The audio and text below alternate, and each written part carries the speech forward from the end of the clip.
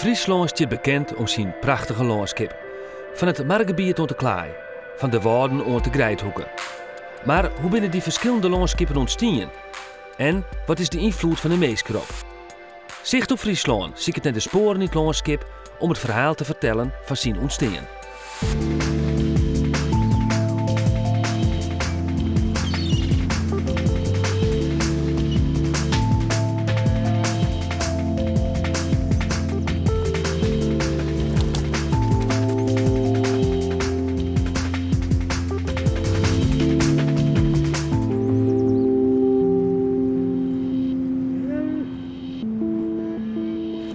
Welkom. Zicht op Friesland is joerd in de Zuidwesthoeken. Deze streek staat bekend om zijn prachtige bosken van Gasterland. Maar het staat ook bekend om zijn Frieske marren. Op het eerste gezicht liep je beide landschappen niet met elkaar te krijgen te hebben. Niet is minder weer, want het glooiende landschap van Gasterland en de marren binnen beide van het grootste pad farmen in de Ierstiert. De geschiedenis van de Zuidwesthoeken begint zo'n 2,5 miljoen jaar verleden. Het wie doet nog alle zee. Stadig gewoon ontstier land, door het puin en zand dat door grote rivieren mijnen waard van het Europese continent. In die tijd wie het lekker warm in de Zuidwesthoeken. Een kwik helle zelfs Spaanse temperaturen. Maar het kon ook roodkoud wezen, zoals in de verlaatste ijstijd 140.000 jaar verleden. Toen berekenen de gletsjers van Scandinavië de bopperste helte van Nederland. De oerkracht van het gletsjerijs drukte de boeien omheen en zo ontstonden de heuvels van Gasterland. En doordat het ijs smolten weer, die blikken dat de gletsjers in het landschap ook grote koelen achterlieten hier, de Frieske marren.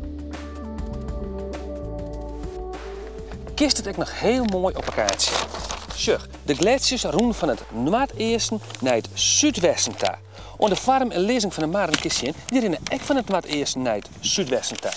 Maar er is meer dat herinnert aan de ijstijd. Deze keibijgelijks, die is mijn naam door de gletsjers uit Scandinavië bij. In Gasterland ben een hele soort van deze knapen gevonden en daar is een route van online. En die route die ging ik van een pad fietsen met Wiep Runia. Hoi Wiep. Hoi. Door werkers bij het ziekencentrum Marrenklip, hier in Oudemarm. Klopt. En dit is een van die stenen, dit is een knaap, hè? Dit is een Brutten, hè? Allemaal. Hoe zwier is er? Hij is 7200 kilo. Er lezen meer van zulke grutten Het op ben de je route? al eerst in. Ja? Ja, alle jaren staan van de ijstijd. Zit wel paard? Is er zin om te Ja, springen? doe ik. Achterop. Ja, Oké. dan gaan we.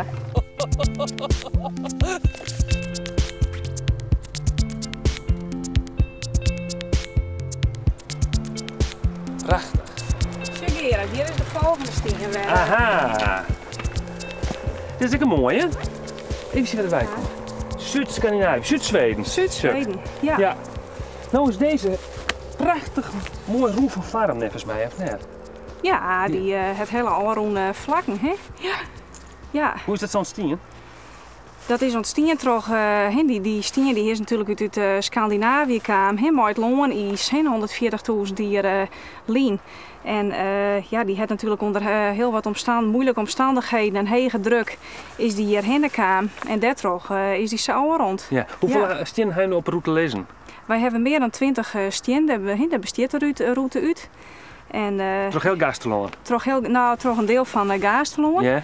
En hoe heet het, maar in de groen lezen natuurlijk nog volle meer stenen. Ja, hoeveel lezen er nog in de groen?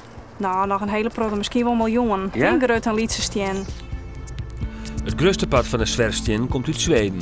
Met door vergelijking van kleur en kwartskristallen is uitgevonden dat er gewoon uit Finland en Rusland komen.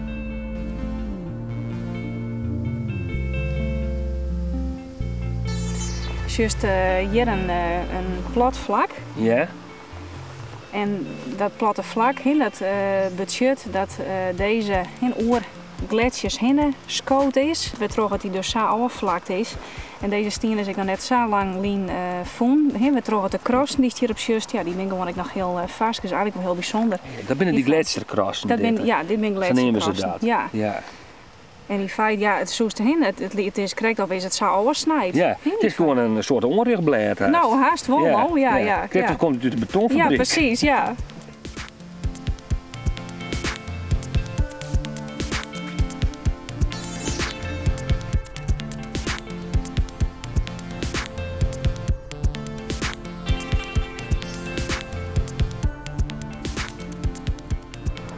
Dat is te mooi, hè? Ja, prachtig net. Ja. En die glooiingen hier, hè? Ja. En die is just. Ja. Dat zijn eigenlijk de gazen, hè? Daar is Gastrolon natuurlijk ook nog verneemd. Doordat natuurlijk als die gaas neer heeft, die heuvels, boeren die een perceelafscheiding maken willen. Vat vee. En die op andere plekken waar het vlak is, worden greppels geroven. Maar hier kan dat net, omdat natuurlijk het water dan terug voortrent. Omdat ze natuurlijk op een verheging zit. Ja, wees die greppels blijven gewoon droog staan. Die blijven droog staan. Dus dan water in. Precies, dus dan heeft het vee aan alle kanten nog uit natuurlijk. Wat hebben ze hier daarom dienen, en dat is dus een gevolg van de ijstijden, of in feite van die heuvels, is dat ze verhegingen maken hebben. En dat zijn de stuwwallen. En er staan weidoorns op. Een soort dikjes. Ja. En dat hebben ze hier dus als perceelafscheiding. Net alleen nog zwerfstien uit de ijstijd binnen heel karakteristiek voor de Zuidwesthoeken, maar ook opvallend in het landschap binnen de stjelborkerijen om de Maren heen, zoals bij Eerlahuizen. Een van de stjelborkerijen is in bezit van Ecke Atsma. Deze kaart is van Santje 18. Dus, dat is van deze Grietenij weer toen nog, hè? Ja, Grietenij, wat we nou nemen, gemeente. Bij gemeente, ja. En staat de plaats er al op? Je stiet de plaats op, en dan wordt het al even een toer om vast te houden, maar daar bij de Tomme hier, daar stiet de plaats op. Oh, je bij de dik langs, of hoe maakt dat zijn? Nou, bij het water langs, hè. Dus de plaatsen staan nu al hier onder de dik, maar vroeger weer dat onder de veert. Waarom je de veert dwars door het gebied heen en daar hebben ze de plaatsen aan gebouwd, want alle vervoer gaat het water. De borkerijen in deze krieten zijn in Trogsnees aan 15 meter hoog. Dit wie jet iets nodig om genoeg heerbewaarje te kennen. Want op een veengroen om een maren heen groeide kwalitatief min gas. En dus moest er een soort opslijn worden om de kei terug de winter te helpen. De plaats van Ecke Atsma is van om 1700 heen. Maar wie de doe al zo gret of nog net? Nee, toen weer er een laatste grut, toen weer er een steek kutter en hij weer wat sneller. En wanneer gaan ze hem uitbreiden, weet je dat?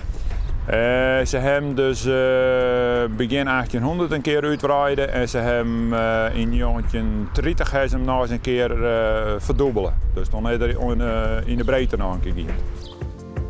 Aan de binnenkant van de plaats is aan de binten nog duidelijk te zien dat patten van de squarren in leeftijd verschillen. De oudste binten die van oude vader aanrekenen, dat is het oudste steek van de plaats wat er staat.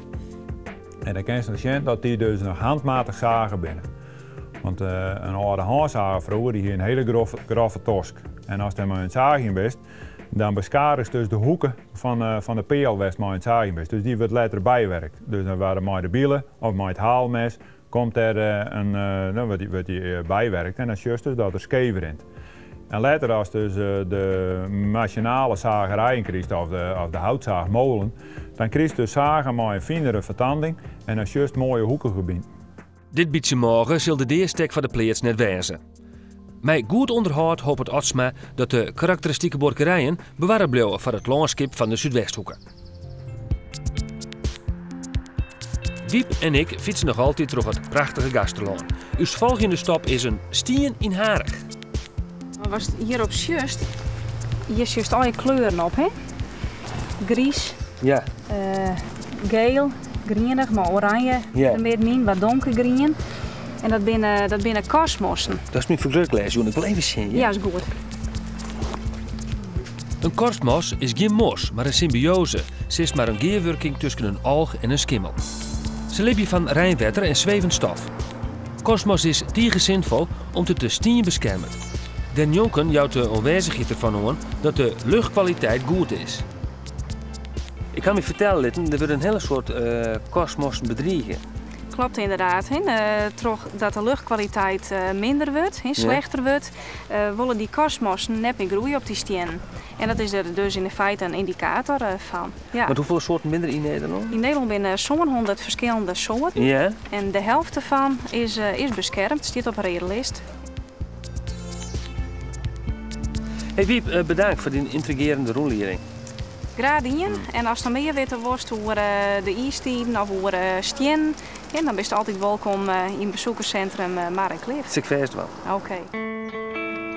De hechte verschillen in de Zuidwesthoeken binnen voor Nederlandse begrippen flink. Met het bleerte eeg is dat heel dreig te zien, maar eens is Gasterlaan het heeggebergte van Friesland. Met lege marren in combinatie met hege zonregen. Op een van die zonregen leidt het dorp Zandvoort, met 18 inwoners een van de liefste dorpen van Friesland. Vanwege de gunstige ligging is het gebied al heel lang bewennen. Het leidt op een zandkop en daar komt ook de naam bij, Zandvoort, op het zandkoerst voortkomen. Van oudsher leidt het in sompig land. De mar waar het broekt als afvalberg. In de rin van de tijd is daar de verhaal door scherven uithellen. Archeologen schatten dat de eerste bewenning van om 5000 van Christus west had, maar ook oerbloosels uit de terpentijd binnenvoen. Zandvoort leidt onder brekken. Dit wien in het verleden al jaar lietse geultjes. Maar door het uitgraven van het veen kreeg het water meer vrij spul en zo ontstie de brekken.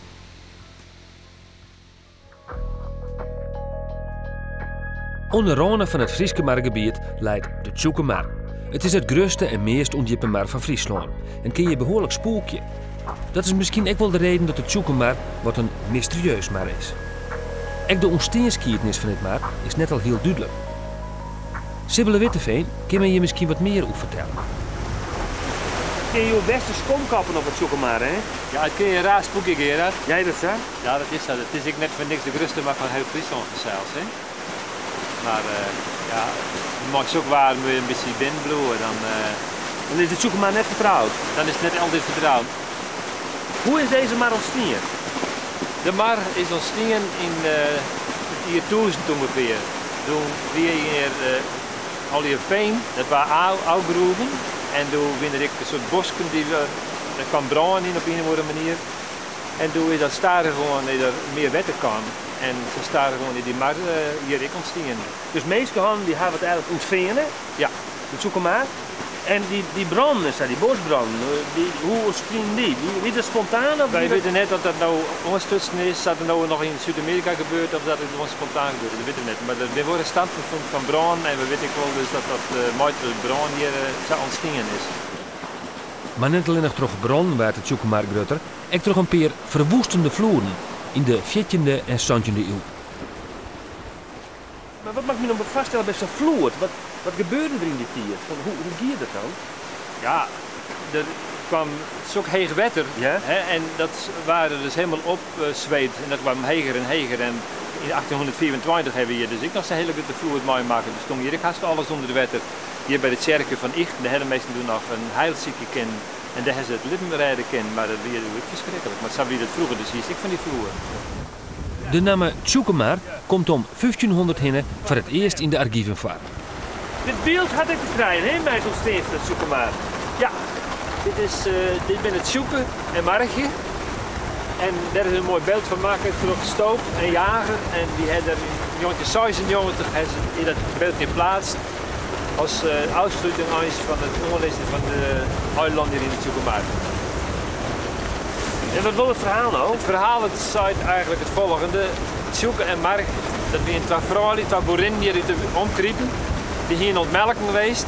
En toen melken die weer, dan die de armen met melken maar dan worden die onder bij zonder die hier geen melken bij hebben. Maar toen zijn ze hey, Mr. Shin, dat is bruin in het veen. Dat moet lust worden. Dus zou die ene zonder melkjes in die oren, dan moest die melken op het vloer gooien. Maar Op de blussen, op de blussen zelfs. Maar dan zou ja, best niet wie, dan ben ik al mijn melken kwijt. Dat vergeet ik, dat doe ik net. Nee. Dus het ze dat net dingen, doen is het vuur grutter worden en grutter worden. Net nog een heel stuk van dat veen is oud brand en doe je die maar ontstingen.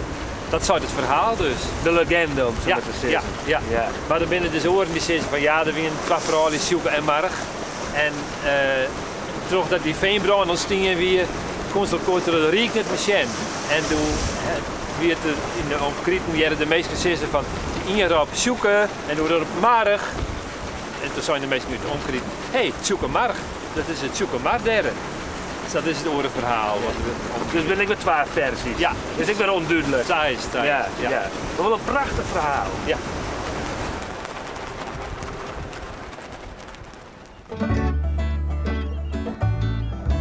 Skriezen worden mij uitsterren bedriegen. Tal van organisaties bezieken de vogel dan ook te beschermen. Zij ik de Skriezenkrieten Itzegeer. Verschillende groepen werken hier in Geer, liekens de Agrarische Natuurvereniging, Boeren en Vogelwachters. Sietse, Klaas en Jelle binnen leden van de Krieten. Hoe die skrieën er ik al in daar in de 40. Wie het hoor zo. Op het pieken. Dan moeten we direct nog maar even zien. Jelle Rijngasheid is boer in de omkrieten van Itzegeer. Het nijsvarken is voor Jelle zelfs een grote passie. Waarom zit hij daar? Nou, ik zet me net te dichtbij, want dan rook ik dat lijst, dan shut een rook van, oh, er zit een stokje. Nou, dat is even schön en dan vindt er een nest. Nou, dan rook is ik net gek en die denkt op tijd, die alle stokjes belangen. Daarom zeg ik hem er een beetje van nou. En wat wie dit hier de opbrengst op je melange, ik moet zeggen? Oh, die klein net. Ik hier 24 skriezen, nou, een 14 tjerken, nou, een jontje liepen, maar de eerste leg dan. Nou, dit is nog een tweede leg. Dus die komen er extra doorheen en die ben gewoon, ja, eigenlijk predeerd of verlengen. Jertiets wien er in de Zuidwesthoeken al keer Lietse Polen. Een groot pad ervan is verdwenen. Maar toch bleef de groen langer wierd en sompig. Krijgt dit loopt de Grijdenvogel snijdgebied.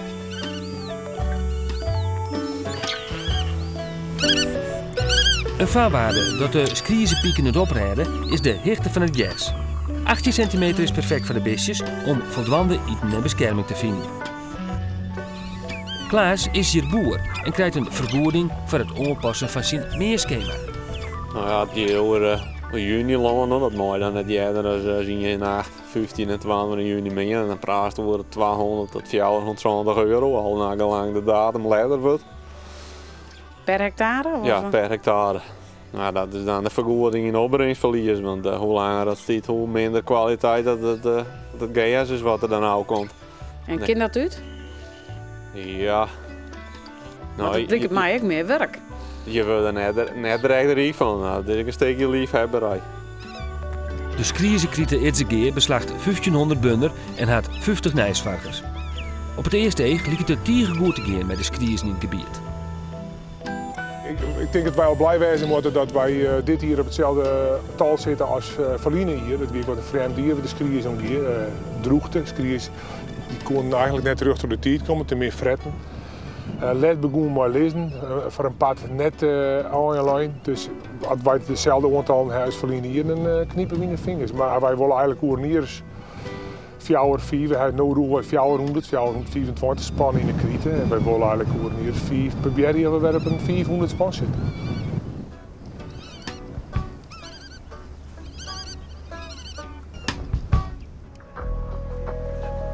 Gelukkig weet Sibbele bij dit zoeken maar nog een plakje uit de wien te vinden. We hebben weer. Dit is dus het gemaalsje van de SSC. Dat zou uitbrusten worden, maar gelukkig hebben we dat horen kennen. Zullen we een bindje? Ja.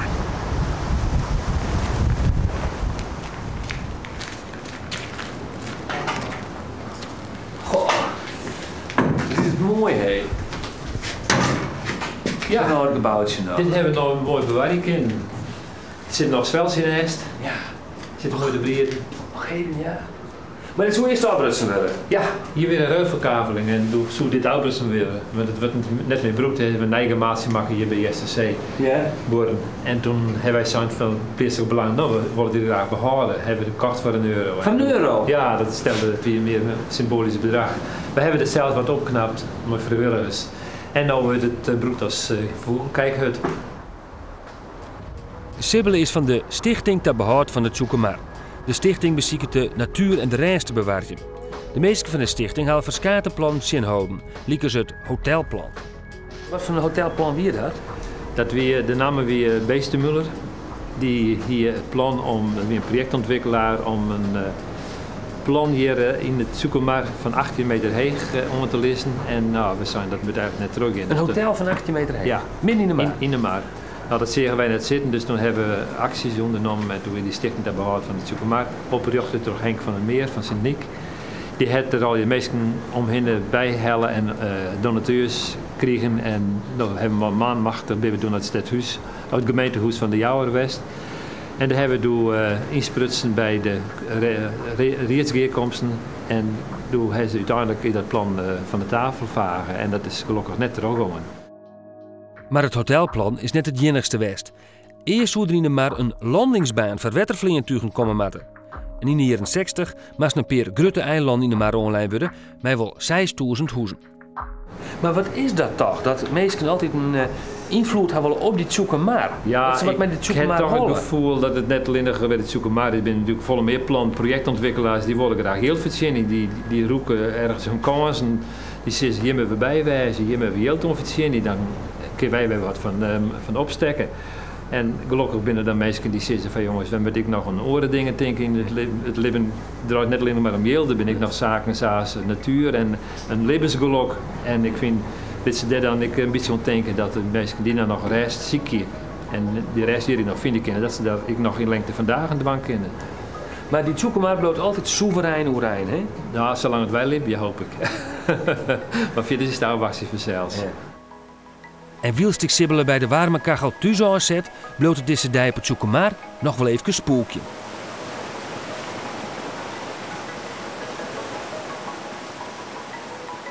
Dit wie is Zicht op Friesland vanuit de Zuidwesthoeken. Oren wie het verhaal van de Frieske Alve Sterren.